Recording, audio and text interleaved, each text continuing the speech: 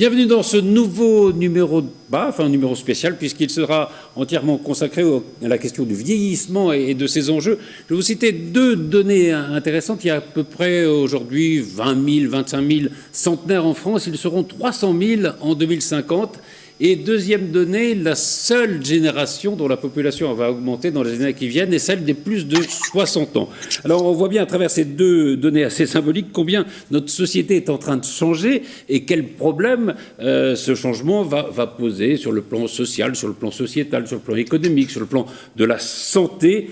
Et voilà pourquoi il faut d'ores et déjà essayer de penser ces changements. C'est ce que nous allons faire aujourd'hui avec nos invités. Marie-Hélène Aubert, bonjour. Bonjour. Vous êtes la maire de Jouy en Josas et vous êtes la vice-présidente du conseil départemental en charge de l'autonomie. C'est ça. Anne Bouchard-là, bonjour. Bonjour.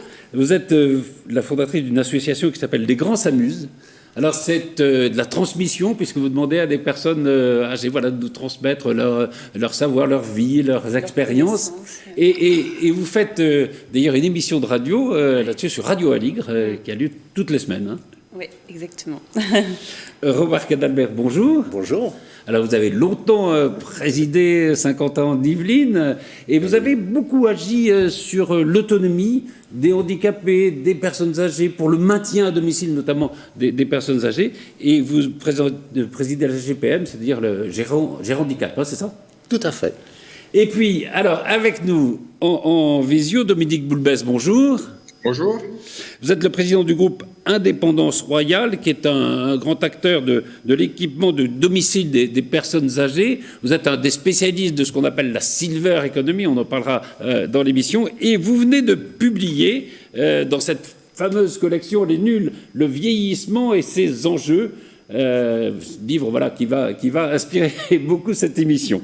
Et puis, avec nous également, Romain Gannot, bonjour. Bonjour.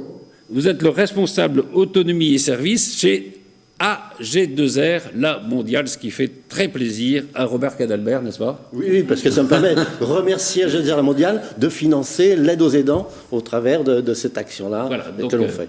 Donc c'est un acteur important de ce domaine. Alors, peut-être pour commencer, ce qui serait intéressant, c'est de dresser une sorte d'état des lieux. Je citais deux données tout à l'heure. L'état des lieux, on pourrait peut-être appeler ça même l'état des vieux.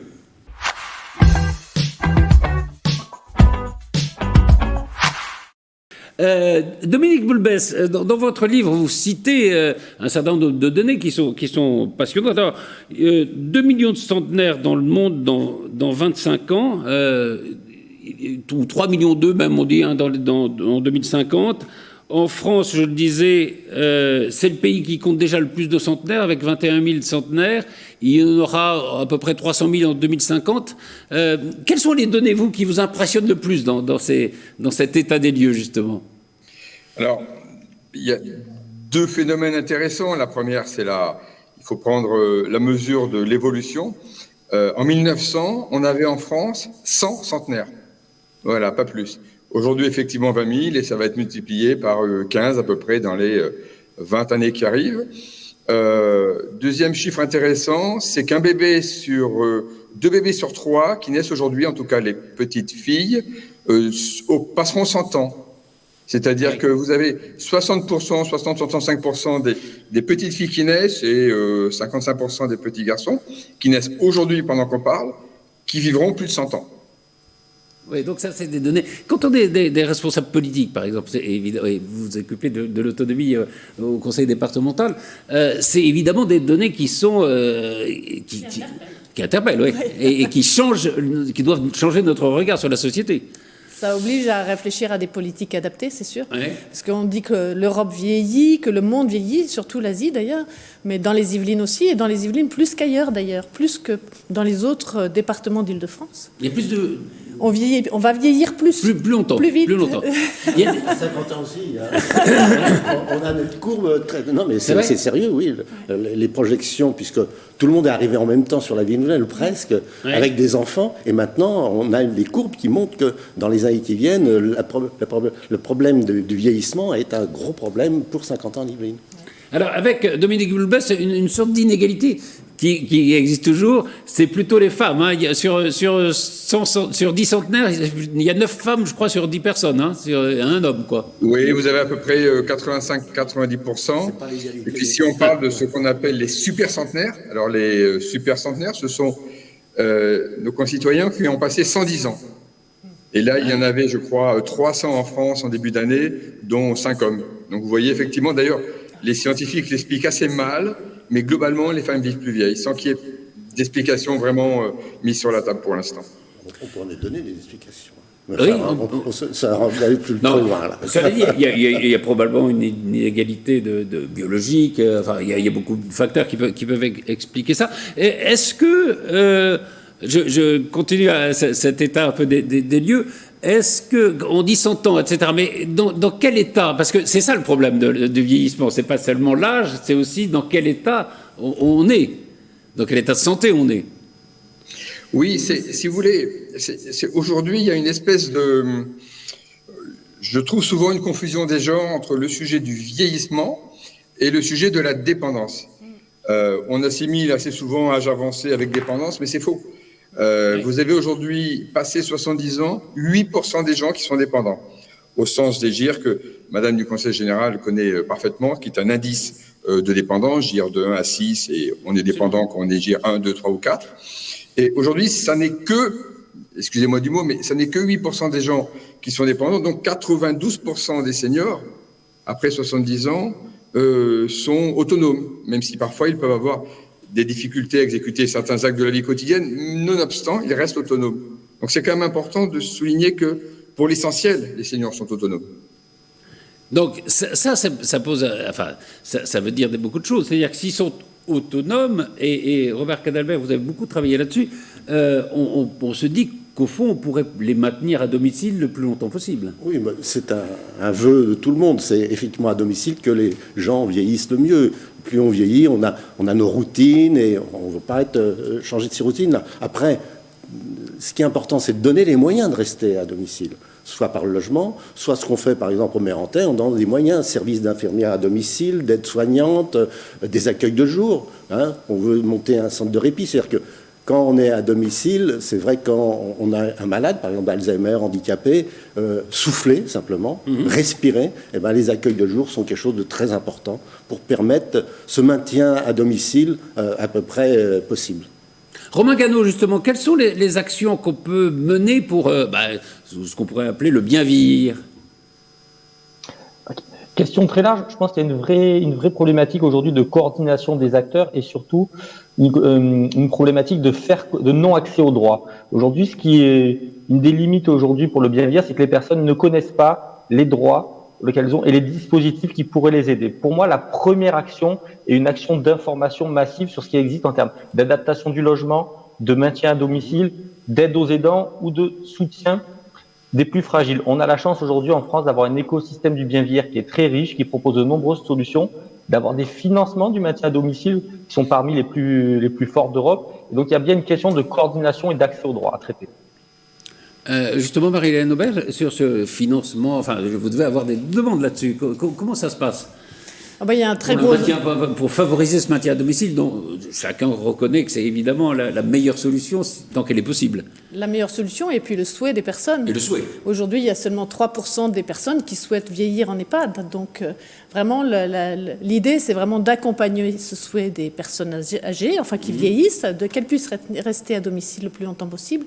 Et face à cet enjeu démographique qui nous attend, c'est d'inverser la règle. Là où la règle est aujourd'hui de vieillir en EHPAD, on inverse la règle et on va miser massivement sur le maintien à domicile, en créant une agence de l'autonomie d'ailleurs, pour encourager et développer cet écosystème du maintien à domicile, les services d'aide à domicile, etc. C'est quoi l'agence de l'autonomie? C'est un GIP qui vient d'être créé là, à la fin de l'année dernière, fin 2020, pour pouvoir justement développer tous les services qui accompagnent le maintien à domicile, y compris le numérique. Je pense qu'on y reviendra un petit peu plus loin avec Dominique Boulbès, mais le numérique va jouer un rôle important dans le maintien à domicile. Je peux confirmer que effectivement l'information est quelque chose d'essentiel. C'est pour ça que je ne vais pas remercier une nouvelle fois la mondiale qui me finance. Non, mais c'est important parce que les droits, puisque c'est ça la question, les droits, les gens ne connaissent pas. On a mis en place aussi une sorte d'appartement témoin pour l'aménagement pour les gens qui sont en perte d'autonomie. Il y a des petites choses, la fourchette, le bol, ça. Et là, au Mérentais, l'agglomération a mis en place un showroom, je peux dire un showroom de matériel pour aider les gens à vivre à leur domicile. Donc c'est toutes ces petites choses mises bout à bout qui permet effectivement de remplir ce vœu de tout le monde de rester le plus longtemps à domicile et dans de bonnes conditions, quoi. Et dans de bonnes conditions, absolument. Dominique Boulbès, justement, vous êtes le président, je disais, d'Indépendance Royale, qui justement se bat en tout cas pour faciliter le maintien à domicile des personnes âgées. Dans les découvertes ou dans les trouvailles, dans les outils que vous mettez à leur disposition, quels sont ceux qui vous ont les plus marqués ? Alors, si vous voulez, avant de répondre, je pense que je voudrais rebondir sur ce que disait monsieur il y a 5 minutes, qui concernait l'interaction sociale. Parce que nous, ce qu'on voit, si vous voulez, c'est que au-delà des approches segmentées, aide technique, financement, etc., nous, on fait à peu près 80 000 entretiens par an de 2 heures, donc on est vraiment au plus près du terrain. Et ce qu'on voit, c'est que la condition essentielle du bien vieillir, c'est le fait que la personne puisse être maintenue dans ces différents cercles de sociabilité. Le cercle amical, le cercle familial, le cercle de voisinage, le cercle associatif, les 4 cercles. Et des sociologues définissent un état de mort sociale quand vous avez des personnes qui n'appartiennent à aucun de ces 4 cercles. Et moi, j'ai par exemple, à titre personnel, passé 2 ans de ma vie dans une chambre d'hôpital suite à un accident de vie, et on devient fou. Quand on est seul, on devient fou. On devient complètement fou. Donc ça veut dire que le maintien de l'interaction sociale, ça permet d'éviter une espèce de l'enclenchement d'une spirale négative qui est une espèce de rebond entre les déficiences fonctionnelles et les déficiences physiologiques, si vous voulez. C'est-à-dire que vous avez des gens qui ne rencontrent plus de personnes, donc qui ont des capacités physiques qui diminuent parce qu'elles n'ont plus d'interaction sociale. Et donc il y a un lien qui n'a pas été beaucoup étudié jusqu'à présent entre le fait de maintenir des relations avec autrui, le fait de parler simplement, d'aller voir des gens, et l'état physique. Et les médecins, les gériatres le savent bien, sans que ça soit, encore une fois, un phénomène qui a été étudié précisément, mais ça savent bien qu'il y a un rebond, si vous voulez, entre le maintien de l'interaction sociale, le maintien de la relation avec autrui et le maintien de l'indépendance fonctionnelle au sens physique du terme. C'est extrêmement important parce que c'est ça, je pense, qui doit gouverner nos politiques publiques, beaucoup plus que des approches finalement très segmentées et très technicistes. Moi, je milite vraiment pour une approche, ce que fait la G2R, par exemple. Je milite beaucoup pour une approche holistique des problèmes, une approche globale des problèmes, si vous voulez. Alors, d'ailleurs, pardon. Allez-y. Et donc, alors après, si vous voulez, si on revient maintenant, on fait un focus sur les aspects techniques, qu'est-ce que vous avez ? Vous avez des zones qui sont dangereuses. Vous avez par exemple la salle de bain qui est dangereuse. Et Action Logement a lancé il y a un an et demi, c'est en train de s'achever, un programme d'investissement volontaire où ils auront aidé à équiper 100 000 seniors qui ont remplacé des baignoires par des douches. Ça paraît tout bête. Alors, c'est pas forcément très sexy quand on en parle comme ça, mais c'est utile. Une baignoire, ça fait 65 cm de haut, on peut vite tomber quand on enjambe la baignoire pour sortir ou rentrer, on peut glisser. Et donc, le fait de remplacer une baignoire par une douche, ma foi, ça peut être un élément clé. Il y a des éléments, par exemple, qui sont très connus dans les pays de culture anglo-saxonne, l'Angleterre, l'Europe du Nord, la Hollande, enfin le Canada, les USA, comme les montes-escaliers. Un monte-escalier chez nous, c'est encore un peu stigmatisant, mais vous avez des pays comme l'Angleterre où c'est devenu aussi banal d'installer un monte-escalier que d'installer, je sais pas, Patrice, qu'est-ce qu'on pourrait dire, des volets roulants chez vous, par exemple. Vous en avez 12 fois plus qui sont installés en Angleterre, 12 fois, pas 12%, 12 fois plus qui sont installés en Angleterre, à population comparable, ou en Hollande, etc., qu'en France. Donc, si vous voulez, le réflexe équipement du domicile est en train de naître. Il y a une vraie prise de conscience que vieillir, c'est à la fois faire appel à des services à la personne, ça c'est bien dans le paysage mental des gens, on sait ce que c'est depuis les lois Borloo de 95, mais également d'équiper son domicile, et on en parlera tout à l'heure peut-être, notamment avec des solutions numériques. Je reviens alors à ce que vous disiez sur le lien social qui est totalement indispensable. On a vu d'ailleurs avec la crise de la Covid dans les EHPAD combien ça fait de dépression, peut-être que ça a tué aussi un certain nombre de personnes en dehors de la maladie elle-même. C'est vrai que ça... Justement, Anne Bouchard, là, avec votre association Les Grands s'amusent, vous créez vous aussi du lien social. C'est-à-dire que vous allez demander, en demandant à ces personnes âgées, à ces aînés de témoigner, c'est aussi les faire rencontrer d'autres personnes, d'autres générations. C'est exactement ça. Moi, quand j'ai créé mon association qui s'appelle Les Grands s'amusent sur la transmission de nos aînés, l'idée c'est vraiment d'être dans la transmission, d'être dans le lien social intergénérationnel. En Afrique, on dit quand une personne âgée meurt, une bibliothèque brûle. Et c'est vrai que les personnes âgées, ce sont nos mémoires, nos mémoires vives. Ils ont énormément d'expérience. Plus on avance en âge, plus forcément on a de l'expérience, des choses à raconter, on a eu des vies riches, on a plein de choses. Et donc j'ai choisi de partir là-dessus et de faire... et puis ça les met en valeur aussi, de les faire parler d'eux. Et puis je m'aperçois que les jeunes sont très curieux de ces expériences des plus âgés. Dans mon association, les jeunes, par exemple, j'ai une jeune qui m'a dit l'autre jour, moi j'aurais aimé poser plein de questions à ma grand-mère sur l'éducation, sur l'amour, mais dans ma famille on parle pas trop pour X raisons. Donc je suis ravie de pouvoir poser ces questions dans vos ateliers et puis dans mon émission de radio aussi, parce que j'invite une personne âgée et un jeune qui va poser des questions. Donc il y a vraiment un dialogue, un échange. L'idée c'est de se rapprocher les uns des autres, c'est vraiment créer des synergies comme ça, et on s'aperçoit que, contrairement à ce qu'on dit, moi je trouve que les jeunes sont très demandeurs, ouais, très curieux, et puis j'ai un agriculteur aussi à la retraite qui m'a dit, moi je vais faire comme un échange, je vais être logée dans une famille de jeunes agriculteurs et en échange, je vais apporter mon expérience. Ouais. Donc c'est super intéressant, il y a plein de choses comme ça, il y a plein de synergies. Et je pense que de temps en temps, on n'ose pas. Ou alors une personne un peu âgée perd confiance, n'ose pas, et on peut impulser des choses comme ça. Et mon association, mon émission, c'est impulser des choses, donner envie, de dire que c'est possible. C'est possible et c'est intéressant, et on voit qu'en fait tout le monde est assez demandeur de cet échange. Exactement. Moi je trouve que les gens sont plus curieux qu'on le dit. Et donc voilà, ça fait des échanges qui sont très riches. L'autre jour, l'invité de mon émission jeudi dernier, c'était un ethnologue qui est réalisateur et producteur, et qui racontait que lui, il a démarré avec les premières caméras. Avant, c'était du Super 8, et que ça lui a donné une liberté de mouvement dans son travail. Et c'est vrai qu'aujourd'hui, les jeunes, ils ont l'impression que tout est... je sais pas, que c'est facile. Ouais. Et puis, en fait, quand on leur raconte ça, c'est génial, parce qu'ils disent, en fait... c'est des gens qui ont exploré, donc c'est possible. Il y a toujours des choses à explorer. Donc ça donne aussi, je pense, ça peut susciter des vocations, ça donne le goût de la curiosité.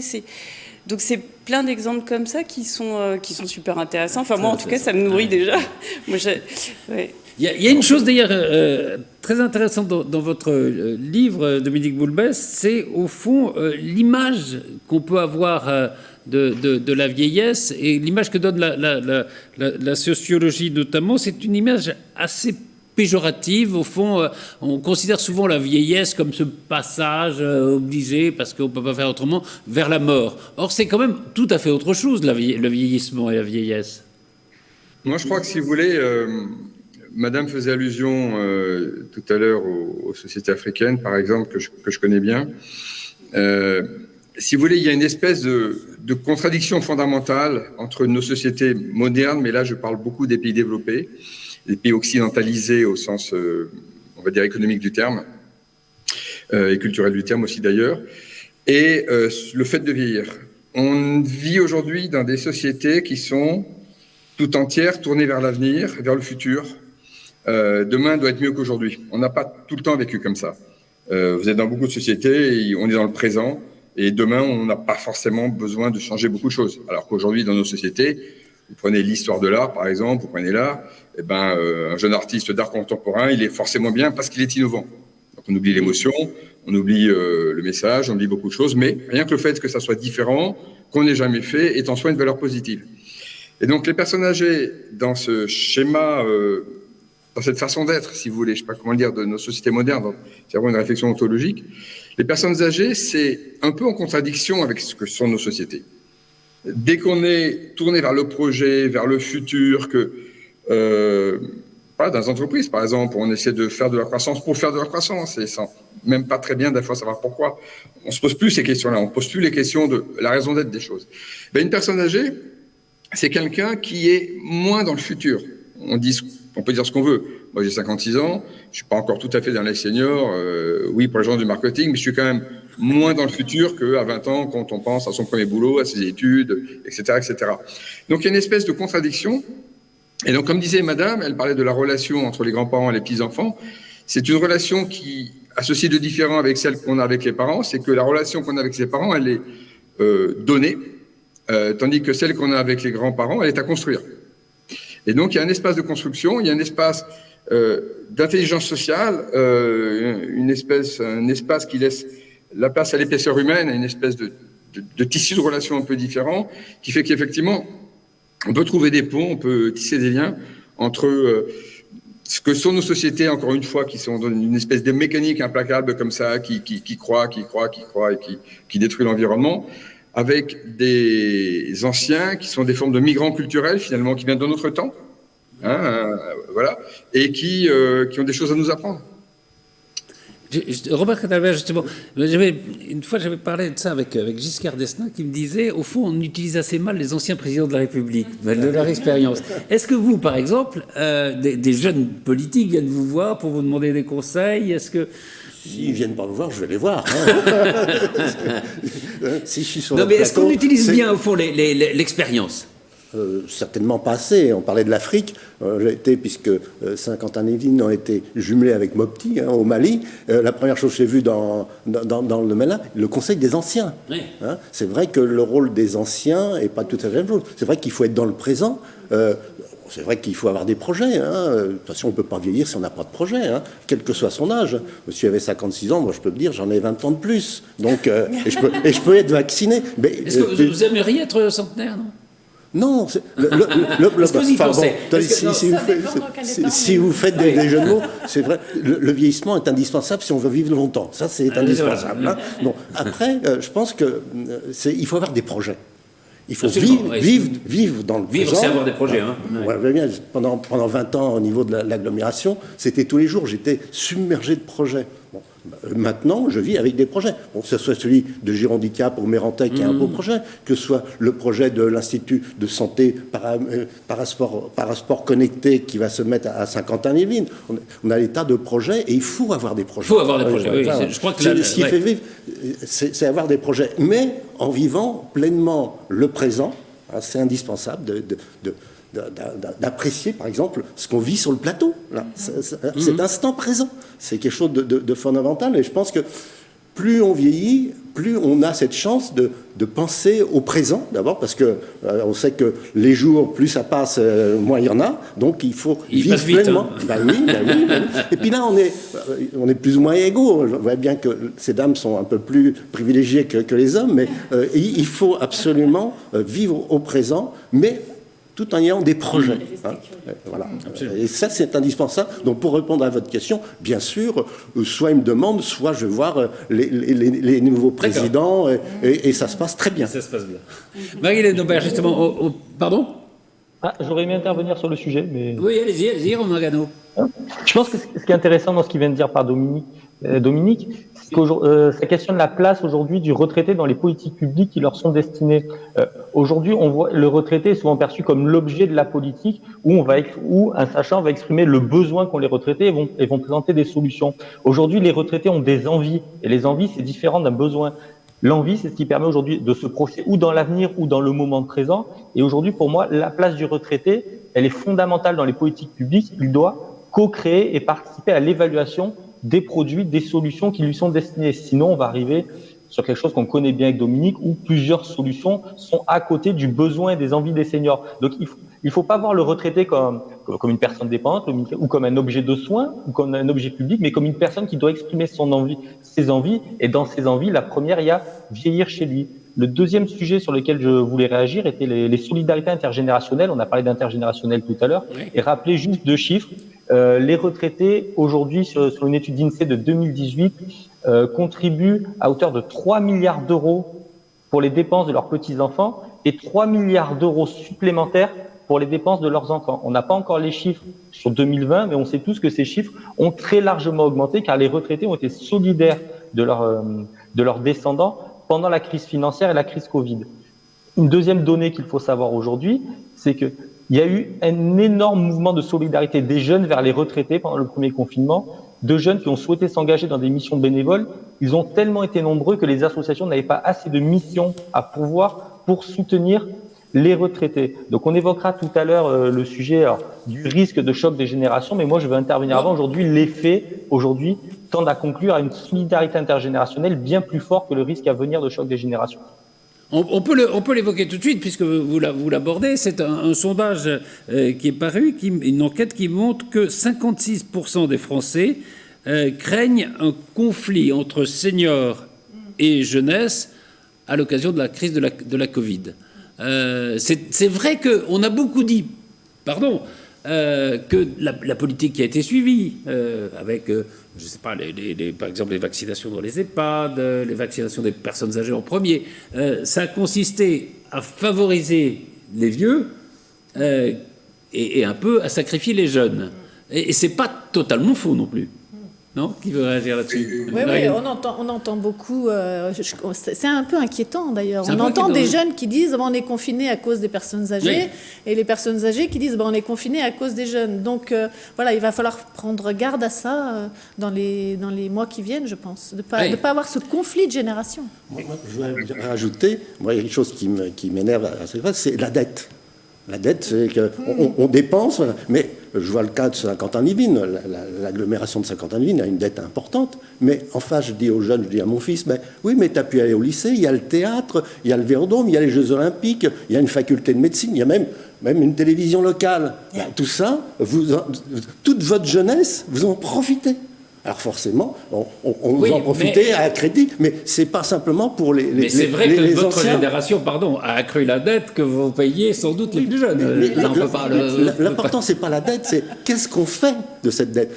À quoi elle a servi. Si elle a servi à faire une télévision locale, c'est bien ou pas bien. Si elle est un investissement, c'est vrai.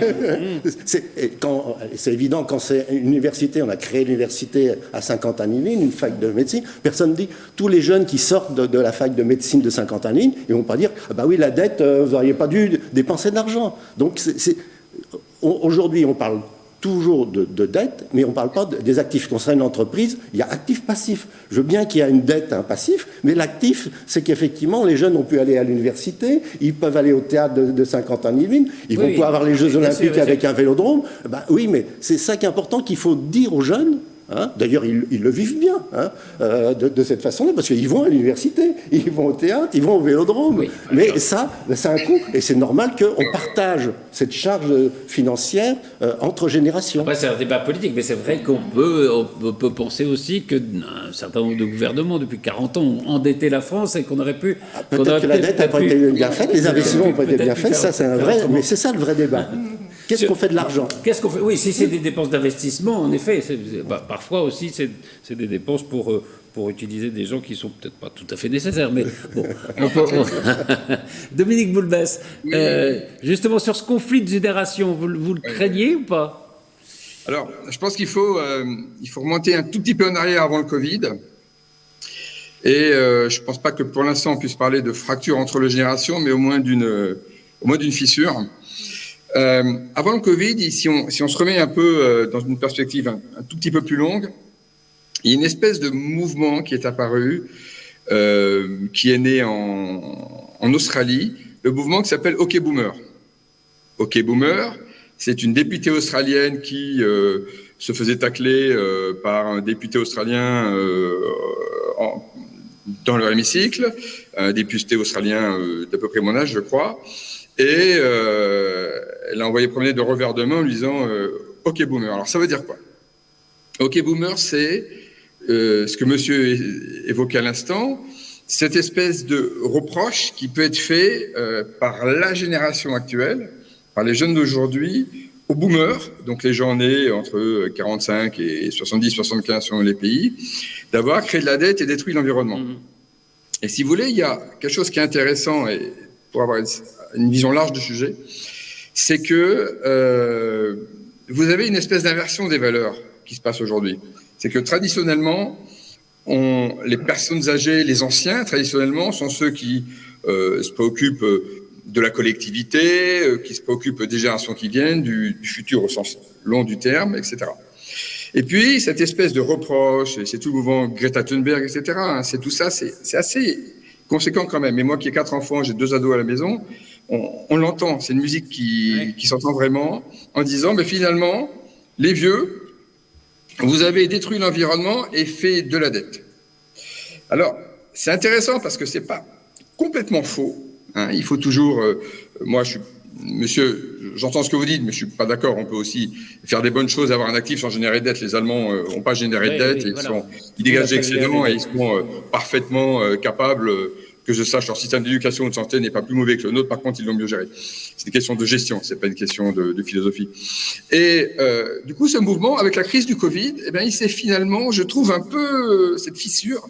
C'est un peu, comment on dit, c'est un peu agrandi, c'est un peu élargi, parce que c'est pas tout à fait faux quand même. Et ça, il faut aussi entendre ces choses-là, parce que bien discuter, c'est entendre. C'est pas tout à fait faux.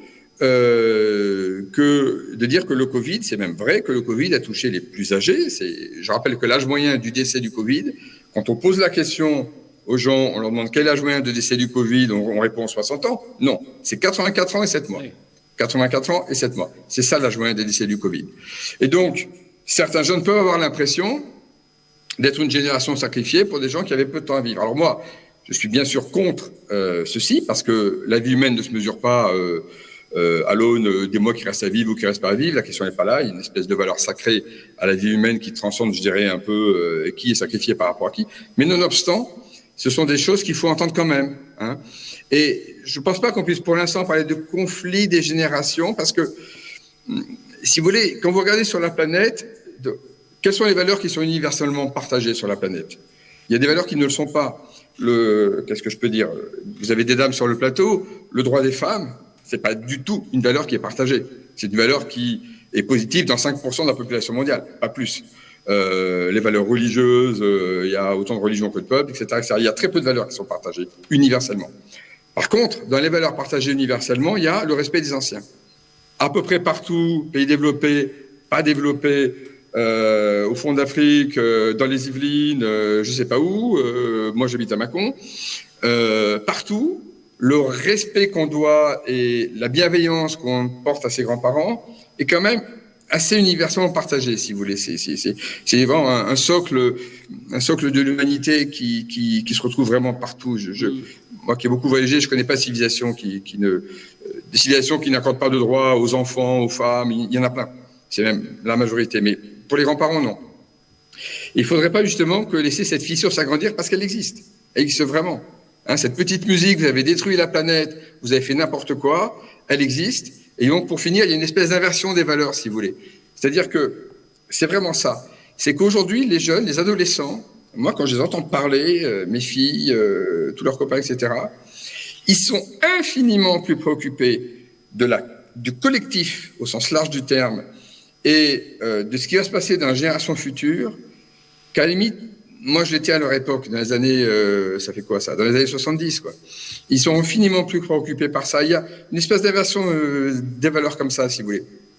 Et donc, ce mouvement OK Boomer, les débats à l'occasion du Covid, c'est ce qu'on appelle en sociologie ce sont des signaux faibles. Ce sont des signaux faibles qu'il faut savoir écouter vraiment attentivement, je pense. Oui, il y avait un économiste qui disait, quand on dit qu'on sauve des vies, c'est pas vrai, on fait juste que les prolonger, et on ne prolonge que celles qui sont déjà au-delà de l'espérance de vie. Donc oui, c'était un peu provocateur, mais c'était une façon de... On peut provoquer encore plus, hein, ouais. Parce que c'est peut-être un tabou, on n'en parle pas.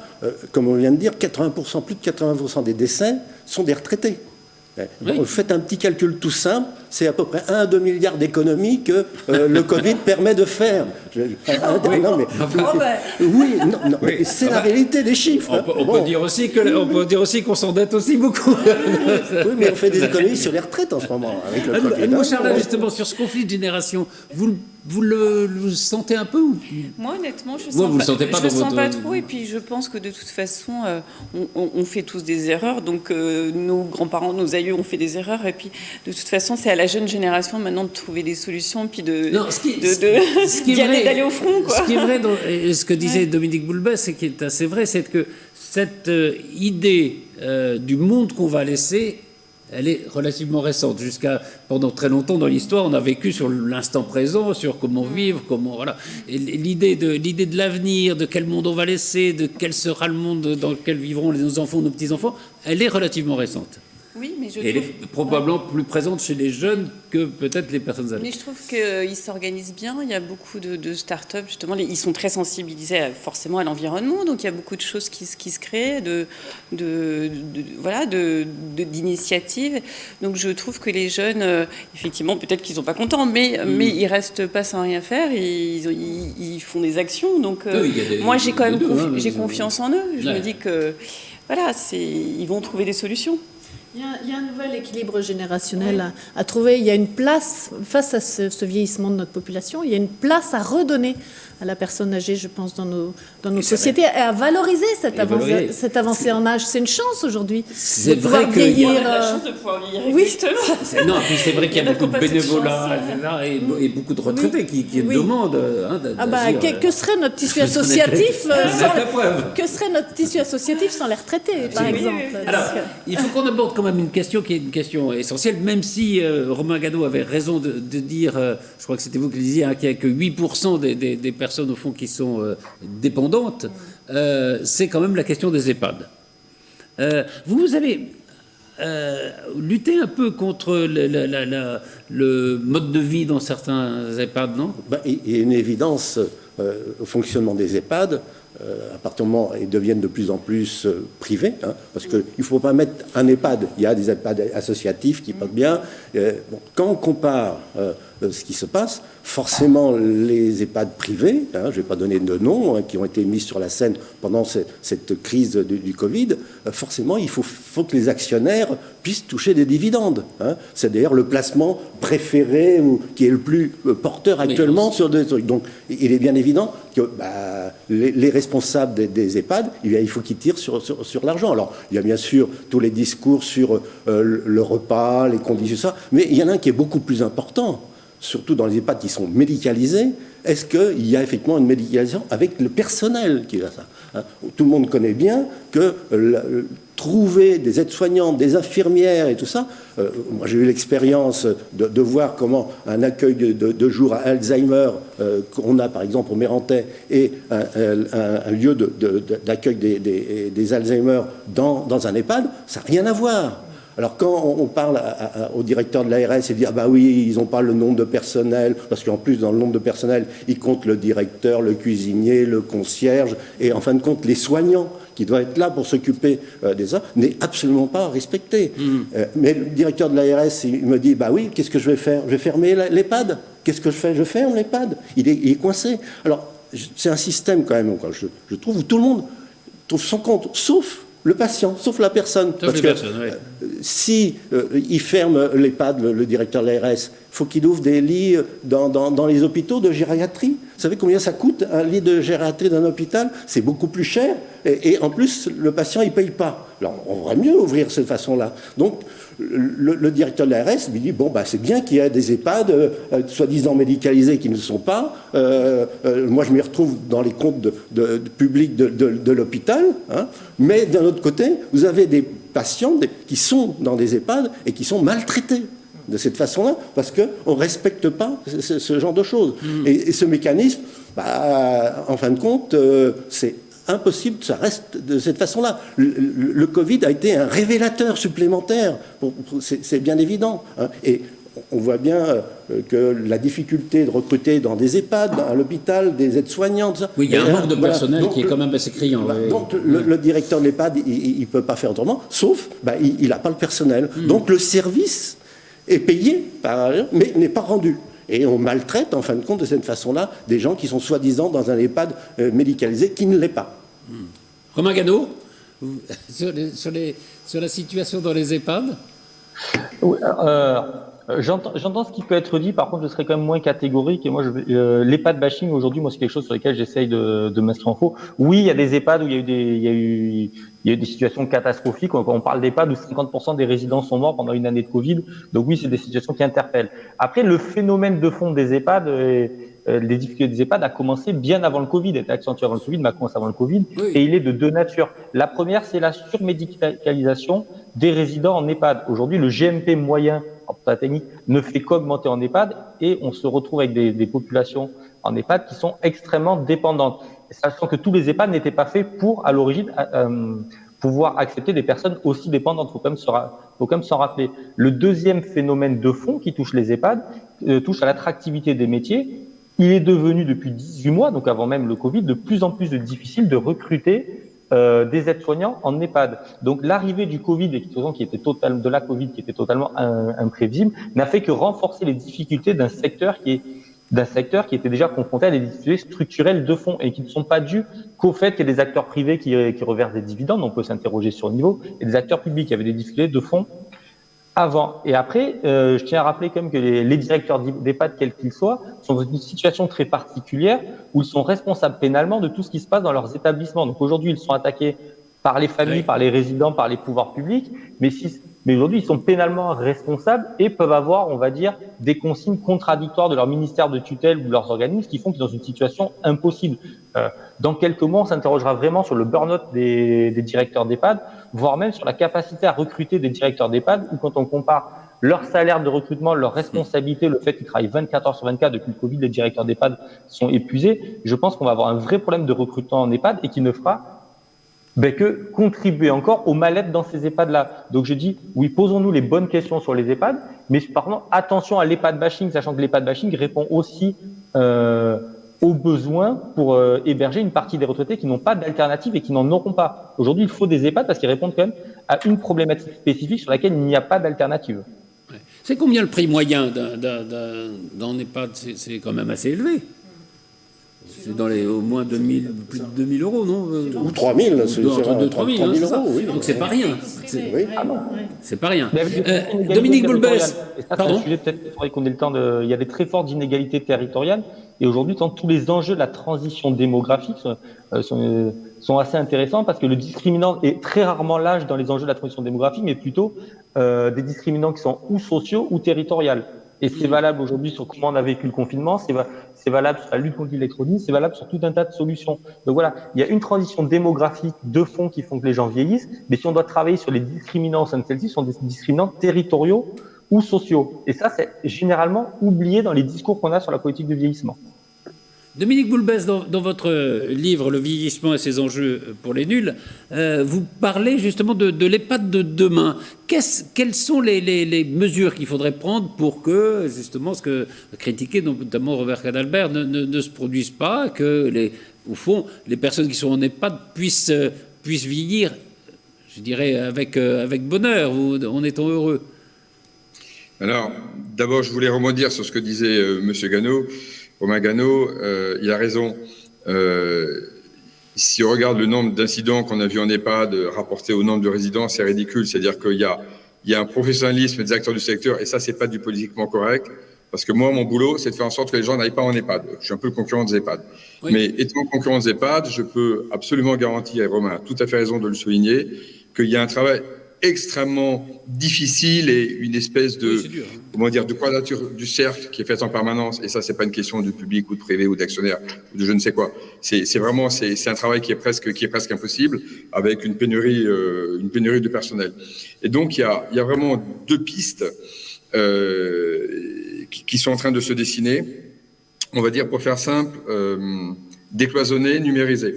Décloisonner, ça veut dire quoi? Ça veut dire que Jusqu'à présent, on avait une espèce d'approche binaire de la question, en disant il y a soit je reste à domicile, soit je vais en EHPAD. De plus en plus, les EHPAD se spécialisent dans les pathologies démentielles. Vous le savez, il y a souvent le rez-de-chaussée, il y a les gens encore valides, et puis le premier étage, pour pas que ça se mélange, c'est souvent ça, où on a toutes les personnages de pathologie. Et puis, de plus en plus, on voit apparaître, j'avais fait une émission sur une radio nationale sur le sujet, on va apparaître une espèce de continuum de solutions entre donc le domicile et puis l'EHPAD. Vous avez des résidences-services, par exemple, où les gens louent ou sont propriétaires de petits appartements avec des services qu'ils peuvent utiliser ou pas, et dans des degrés qui leur appartiennent en fonction de leur niveau d'autonomie. Il y a ce qu'on appelle des béguinages, par exemple, sur le modèle des béguines du XIIIe siècle en Flandre, où vous avez des petites unités de vie de 15 à 20 personnes, de gens qui se rassemblent pour vieillir ensemble avec une espèce d'auberge de jeunesse pour des seniors. Et donc, l'EHPAD aujourd'hui, leur défi, c'est quoi? Leur défi, c'est de décloisonner, de sortir du tout EHPAD et de s'articuler beaucoup plus avec le domicile en proposant, par exemple, de se transformer en espèce de plateforme gérontologique. J'habitais 20 ans de ma vie dans les villes, mais je ne connais pas les maisons mes filles sont à Versailles, je ne connais pas les maisons de retraite là-bas. Mais vous avez des plateformes gérontologiques qui consistent à ce que beaucoup de personnes, au lieu d'avoir le choix entre je reste à la maison ou je bascule complètement en EHPAD, passent soit en accueil de jour, soit simplement quelques heures par semaine pour suivre des traitements médicaux. Et voilà. Et vous avez des EHPAD inversement qui offrent des soins de SSD, de SSR, de services de soins et de rééducation. Et donc il y a une espèce de porosité qui se met en place entre l'EHPAD et la collectivité environnante. Et l'EHPAD se transforme en une espèce de plateforme gérontologique qui preste des services, bien sûr, dans ces murs, mais aussi des services hors de ces murs. Alors, je ne sais pas bien dans les Yvelines, mais c'est ce qu'on va apparaître un peu partout. Et le deuxième axe, c'est le numérique. Parce qu'on oppose souvent le numérique à l'humain, mais ce n'est pas vrai. Si on parle, par exemple, de la robotique, moi, j'ai vu d'expériences faites au Japon sur la robotique. Vous avez des personnes âgées atteintes de pathologies démentielles qui retrouvent une espèce de vie comme ça parce que il y a un petit robot qui est là et qui peut être là tout le temps, alors qu'une personne humaine, ça serait mieux, oui, mais elle ne peut pas être là tout le temps. Et vous avez après, dans le quotidien de la gestion des EHPAD, des solutions numériques de commandes à distance, de signaux, de surveillance, d'intelligence artificielle qui détecte des anomalies de comportement. Les chutes passives, typiquement. Vous avez une start-up qui s'appelle Ubiquid, qui a mis des puces RFID dans les vêtements de façon à ce que les personnes âgées ne perdent pas leur linge. Donc, il y a plein de solutions numériques, et ça, c'est vraiment un des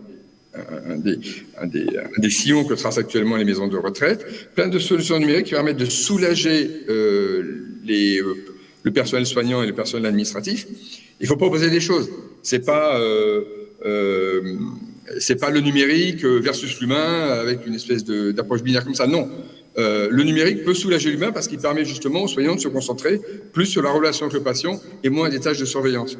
Donc il y a vraiment cette transition-là, l'ouverture sur l'extérieur et le numérique dans les EHPAD. Marie-Hélène Auer, oui, justement, le numérique important. Hein. Le numérique très important.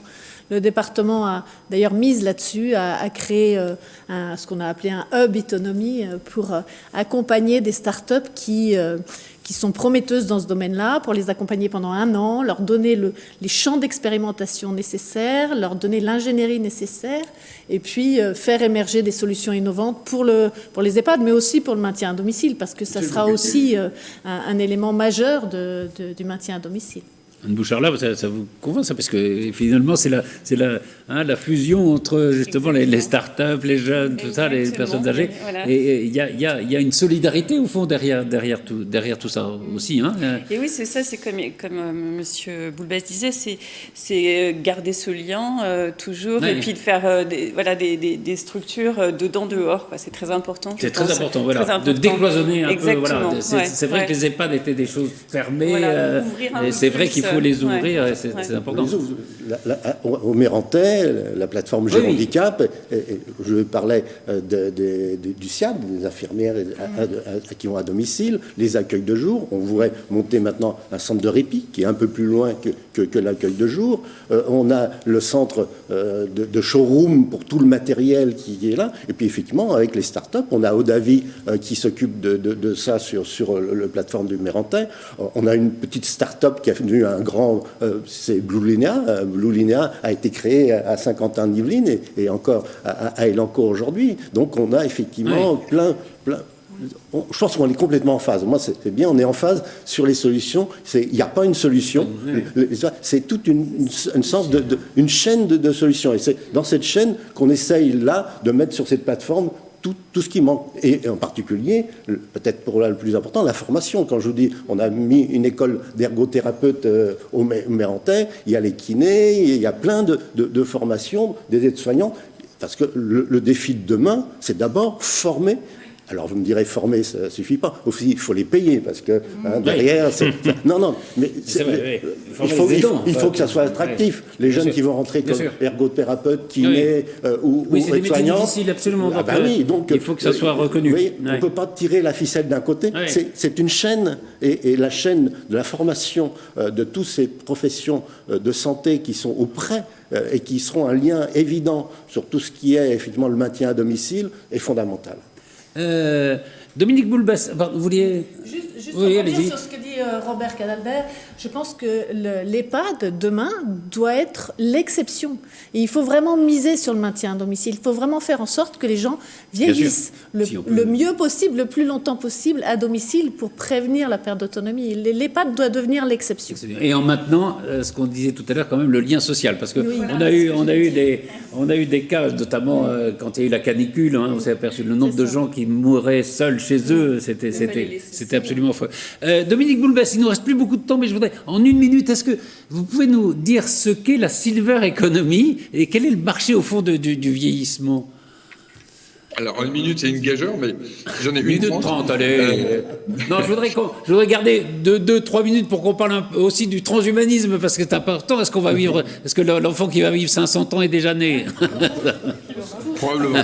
Alors, sur la silver economy, donc c'est globalement la façon dont les entreprises s'adaptent au fait que leurs clients vieillissent. Voilà. Donc la silver economy, si je le fais très très court, vous avez 3 cercles. Vous avez le cercle de l'autonomie, les gens qui travaillent vraiment sur la dépendance, les gens spécialisés, maisons de retraite ou autres sur la dépendance. Vous avez les spécialistes, des gens qui travaillent vraiment pour les seniors, Damar, par exemple, vêtements seniors, la presse senior comme Notre Temps, Pleine Vie, des choses comme ça. Des gens qui adressent des sujets, des biens, des services spécialisés pour les seniors. Et puis vous avez surtout, et ça se diffuse de plus en plus, des grandes entreprises qui prennent conscience que la population vieillit et qui doivent s'adapter. Des groupes comme Legrand, comme Saint-Gobain, comme d'autres, ont créé des cellules seniors en disant, un jour, il va falloir qu'on s'adapte, il faut qu'on commence. Et donc, essayer d'avoir une vision longue sur le sujet. Je sais pas, par exemple, le groupe Legrand qui commence à fabriquer des prises électriques, ça paraît tout bête, mais à 80 cm du sol, au lieu de les mettre en bas du sol. Oui. Parce que c'est ça qui est difficile. Ça change tout, oui, absolument. Et ça fait, non, mais ça change tout dans un quotidien de pouvoir. Voilà. Et donc, c'est ça, le silver economy. C'est vraiment la diffusion du vieillissement de la population dans le cadrage intellectuel, dans le cadrage stratégique des décideurs en entreprise. Romain Gano, vous êtes un praticien au fond de la silver economy. Oui, alors un praticien. Oui, alors avant même que la silver economy existe, car le terme n'existe depuis que 2015, mais de fait, on travaille déjà là-dedans. Alors je salue d'ailleurs dans la silver economy les travaux qui vont être menés par le Hub Autonomie, parce que pour avoir vu le dossier récemment, on collabora avec eux dans le cadre aussi de notre lab d'usage et autonomie. Et ce qui est fait dans les Yvelines, et pour moi, est assez structurant en termes de filière, accompagnement start-up et déploiement de terrain d'expérimentation. Aujourd'hui, ce qui est intéressant dans la silver economy, comme Dominique l'a dit, c'est que c'est un secteur d'activité global qui s'identifie aujourd'hui plus par ses clients que par son métier, et où on voit aujourd'hui plus de 300 acteurs qui se réunissent régulièrement, mais dans lesquels aussi des entreprises, des startups, des collectivités publiques, des groupes de protection sociale, des mutuelles, mais tous ayant à cœur les enjeux du vieillissement. L'enjeu de demain, pour moi, sera de faire sortir la silver economy des murs, et aujourd'hui, nous, on y travaille dans le cadre de nos démarches, parce il faut que des acteurs aujourd'hui qui n'aient pas encore pris conscience de ce vieillissement, de cette transition démographique-là, s'impliquent dedans, ou en tout cas aient un premier niveau de conscience. Donc on a cité Saint-Gobain-le-Grand, mais qui sont un petit peu précurseurs, ça fait des années qu'ils travaillent dessus. Mais demain, pour moi, les acteurs qui devront le prendre en compte sont les acteurs de l'automobile. On va faire simple. Aujourd'hui, un client de voiture neuve sur deux a 50 ans et plus. Un client de voiture neuve sur deux à 50 ans et plus en France. Donc l'ensemble des filières industrielles françaises vont être touchées par la transition démographique. Et je pense même que dans une optique de relance économique et de relance solidaire, il faudra qu'il y ait une prise en compte de ces enjeux du vieillissement. Aujourd'hui, un consommateur sur deux sera retraité ou retraitable bientôt en France. Il ne faut pas l'oublier. Alors, un mot pour terminer sur le transhumanisme. Le transhumanisme, c'est l'homme augmenté, c'est des recherches qui sont réelles, hein, notamment aux États-Unis, avec d'ailleurs tous les maîtres du GAFA recherchent et dépensent beaucoup d'argent là-dessus. On dit déjà que l'homme qui va vivre 300 ans est déjà né. Dominique Boulbès, on peut y croire? Alors, oui, on peut y croire, parce que quand on parle avec des spécialistes, que j'ai interviewés pour mon livre, avec des professeurs de gériatrie, ils disent tous la même chose, c'est qu'il n'y a pas de fatalité au vieillissement, c'est qu'à un moment donné, dans la mécanique biologique, il y a une espèce d'accident qui se produit qui fait que le corps commence à se dégrader. Mais il n'y a pas de facilité. Aujourd'hui, la firme qui investit le plus d'argent dans le transhumanisme et la recherche d'une vie à 150 ans, 250 ans, 500 ans, voire éternelle, eh bien, figurez-vous que c'est Google. C'est Google, oui, absolument. Ils ont montré qu'ils sont quand même aussi, mais enfin, voilà. Ils sont quand même capables de faire des choses. Ouais. Ils ont créé un laboratoire de recherche près de Palo Alto qui s'appelle Calico. Et ils étudient notamment un rat taupe qui vit sous la Terre. Et si on prend son espérance de vie et qu'on la plaque sur la constitution de la vie humaine, ça nous fait vivre jusqu'à 400 ans. Donc, il y a pas mal de chercheurs et vraiment des gens très sérieux que j'ai interviewés, le professeur Kahn par exemple, etc., qui disent oui, l'homme qui vivra 200-250 ans, il n'est pas impossible qu'il soit né, parce que les gens nés aujourd'hui vont vivre une centaine d'années, et donc il est extrêmement probable que dans les 30 à 40 ans qui arrivent, on arrive à trouver le secret de la vie à 200, 250, 300 ans. C'est pas impossible du tout. Merci. Alors, pour terminer, c'est pas pour nous, hein, ça c'est un peu tard, mais est-ce que pour vos petits-enfants, par exemple, vous souhaitez qu'ils puissent vivre 300 ou 400 ans? Non, mais je pense que la durée... Rapidement, parce qu'il faut... rapidement, hein, la durée n'est pas l'élément essentiel pour moi, c'est la qualité. C'est la qualité. Hein, si c'est effectivement vivre 300 ans dans un tunnel comme une taupe à faire... Non. Alors, d'après les transhumanismes, on verrait 300 ans comme on est à peu près à 50 ans, hein, donc c'est pas mal. Marie-Hélène Aubert... Ça serait un gros problème pour la planète quand même, parce qu'on est déjà trop nombreux. Voilà. Il faudrait aller sur Mars, peut-être c'est en cours. On n'a pas abordé le problème de la retraite et de l'allongement de l'âge de travail. Romain Gano, vous y croyez vous aussi? Alors, moi, rapidement, crois, Dominique l'a très bien exprimé. Par contre, je me focaliserai pas là-dessus pour deux questions, pour deux raisons. La première, c'est qu'à court terme, il y a des enjeux de la transition démographique qui sont à régler tout de suite, et qu'en focalisant la question sur le transhumanisme, on met la technologie avant le service. Donc moi, j'entends tout ce qui s'est dit, d'ailleurs j'y crois, mais je dis pour les enjeux d'aujourd'hui, gardons en tête que le bien vieillir, c'est avant tout une économie de service, et qu'il faut travailler aujourd'hui sur ces services de proximité pour qu'ils soient accessibles au plus grand nombre. Ça, c'est le premier élément. Et sur le deuxième, sur l'allongement de la vie, ça a posé des questions fondamentales qui sont déjà celles d'aujourd'hui.